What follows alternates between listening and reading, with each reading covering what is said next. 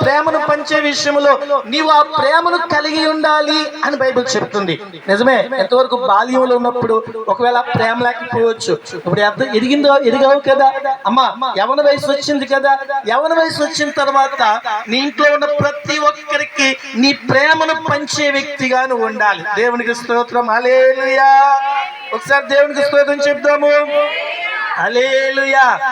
ఒకవేళ మీ అమ్మ నాన్నలకి ఎప్పుడైనా అన్నం పెట్టారనుకో, అన్నం పెట్టవలసి వస్తే ఒక కంచం తీసుకొచ్చి వాళ్ళకి నీ ప్రేమను పంచి అమ్మ అమ్మ తినమ్మా అని పెట్టేటట్లుగా నీ ప్రేమను పంచాలి. దేవుడికి స్తోత్రం, హల్లెలూయా.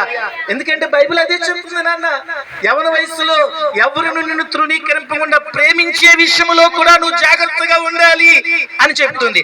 అలాగనే విశ్వాసములోను విశ్వాసులకు మాదిరిగా ఉండాలి. విశ్వాసులకు ఎలా ఉండాలంటండి?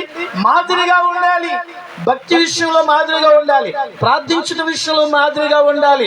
అమ్మ గమనించు తల్లి, పాటలు పాడటంలో యవన పెట్టి ఎదిగారు కదా, ఇదిగో నాయనా నువ్వు మాదిరికరమైన విశ్వాసగా ఉండాలి, మాదిరికరమైన భక్తిని చేయాలి.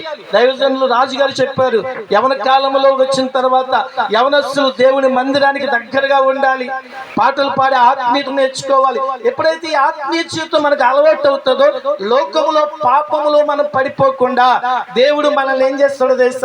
ఆ వాక్యం నిన్ను కాపాడుతుంది. దేవునికి స్తోత్రం, హల్లెలూయా. అందుకనే కీర్తనకారుడు దావీదు అంటాడు, యవనస్తులు దేని చేత తమ నడకను శుద్ధిపరుచుకుందురు, నీ వాక్యమును బట్టి దాన్ని జాగ్రత్తగా చూచుకునుడి చేతనే కదా. యవనస్తులకు ఏం అవసరం అంటే దేవుని వాక్యం అవసరము. దేవుని వాక్యం చదివేటట్లుగాను, దేవుని సన్నిధికి వచ్చేటట్లుగాను, యవనస్తుల కూటములో ఎదిగేటట్లుగాను, ప్రార్థనా కూటములు ఎదిగేటట్లుగాను వాక్యము చదివే వ్యక్తిగా సండే స్కూల్ పరీక్షల్లోను, అదేవిధంగా యవనస్తుల పరీక్షల్లోను, ఇలా పెద్దల సమావేశంలోను ఎదిగే కుమార్తెగా ఉండాలి అని దేవుని వాక్యం తేటగా తెలియజేస్తుంది. ఇంకొక మాట కూడా రాయబడ్డది అక్కడ, ఏమనంటుందో తెలుసా? పవిత్రతలోను విశ్వాసులకు ఎలా ఉండాలంట? మాదిరికరముగా ఉండాలి. పవిత్రత పరిశుద్ధతలోను విశ్వాసులకు ఎలా ఉండాలంటండి? మాదిరికరమైన జీవితాన్ని జీవించే యవనస్తురాలుగా ఉండాలి అని బైబిల్ చెప్తూ ఉంటుంది. గమనించండి, బైబిల్ గ్రంథంలో యాకోబుకి ఒక కుమార్తె ఉంది. ఆ కుమార్తె పేరు ఏంటంటే దీనా. ఏం పేరంటే ఆమె పేరు? దీనా. ఒకరోజు నగర అందాలను చూడాలని, నగర సౌందర్యాలను చూడాలని దీనా అంటండి ఇంటి నుంచి ఒంటరిగా వెళ్ళిందంటండి. ఒంటరిగా వెళ్ళి నగర సౌందర్యాలను, నగర అందాలను అన్ని చూస్తుంటే ఆ నగర రాజకుమారుడు దీనాను చూసి ఆమెను చెరిపి వేశాడట. దేవునికి స్తోత్రం, హల్లెలూయా. కారణం ఏంటో తెలుసా? ఆమె ఒంటరిగా వెళ్ళింది, నగర సౌందర్యాన్ని చూడాలి అని అనుకుంటే ఆ రాజకుమారుడు దీనా సౌందర్యాన్ని చూచి ఆమెను మోహించి ఆమెను చెరిపివేస్తుంటున్నట్లుగా, ఆమె పవిత్రతను పాడు చేసుకున్నట్లుగా బైబిల్ గ్రంథంలో మనం చూస్తూ ఉంటున్నాం. గమనించు తల్లి. అలాగనే పిలుపు కుమార్తెలు ఉన్నారు బైబిల్ గ్రంథంలో.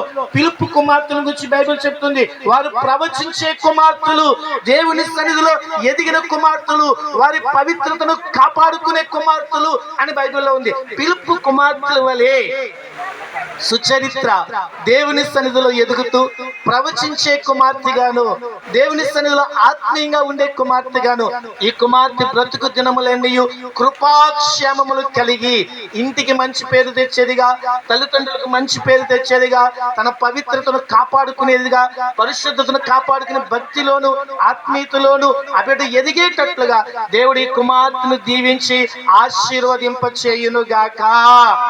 ప్రార్థన చేసుకుందాం, కళ్ళు మూయండి, ప్రార్థన చేసుకుందాం. పరిశుద్ధుడా, కృపా సత్య సంపన్నుడా మా తండ్రి, నీకు వందనాలు ప్రభువా. ఈ సమయంలో ఇదిగో నేను చిన్న మాట మేము తెలియజేసుకున్నాము తండ్రి. దేవా, మా యవన కుమార్తెలు దేవా నగరము కొరకు ఎదిగిన మూల కంబముల వంటి వారు, దేవా మూల స్తంభము ఇంటికి ఏ రీతిగా ఉంటుందో నాయన నీ కుమార్తె మూల కంబము వలె ఇంటికి మంచి పేరు తెచ్చేదిగా, దేవా తల్లిదండ్రులకు మంచి పేరు తెచ్చేదిగా నీ కుమార్తె ఎదగటానికి కృప చూపండి తండ్రి. ఇదిగో నేను బాల్య దశలో నుంచి యవన దశలోనికి నీ కుమార్తె ఎదిగింది ప్రభా, వృద్ధిలోనికి తీసుకొచ్చారు తండ్రి. ఇగో నాయన ఇంకను నీ కుమార్తెని వృద్ధిలోనికి తీసుకుని వచ్చి ఆశీర్వదించండి ప్రభా.